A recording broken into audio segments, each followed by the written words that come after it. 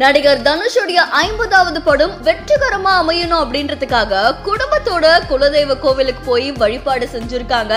இந்த photos and videos இப்போ சமூக வலைத்தளங்கள்ல வைரலா பரவிட்டு இருக்கு.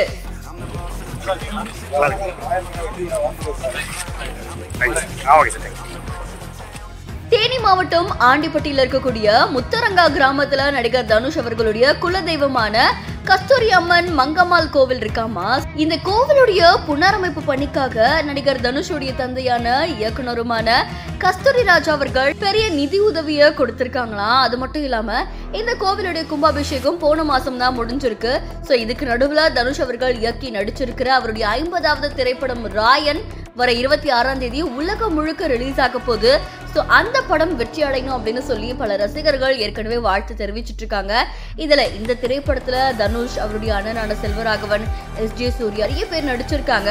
சோ அவருடைய 50வது படம் வெளியாகி சூப்பர் ஹிட் ஆகணும் அப்படின்னு சொல்லிட்டு நடிகர் தனுஷும் அவருடைய அண்ணனான செல்வராகவன், அதுக்கப்புறம் அவருடைய தந்தையான கஸ்தூரி ராஜா, தனுஷுடைய மகன்கள்னு எல்லாருமே அவங்களுடைய குலதெய்வ கோவிலுக்கு போய் சாமி தரிசனம் செஞ்சுட்டு வந்திருக்காங்க. அந்த கிராமமே ரொம்ப அமைதியான ஒரு கிராமமா இருக்கு. அங்க இருக்கவங்களை பார்த்த உடனே இவர் ரொம்ப அழகா புன்னகையோட வணக்கம் அப்படின்னு சொல்லியிருக்காங்க. ஒரு பெரிய பஸ்ல தன்னுடைய குடும்பத்தோட குலதெய்வ கோவிலுக்கு வந்த தனுஷ் அவர்களுடைய இந்த வீடியோ இப்போ சமூக வலைத்தளங்கள்ல வைரலா பரவிட்டு இருக்கு.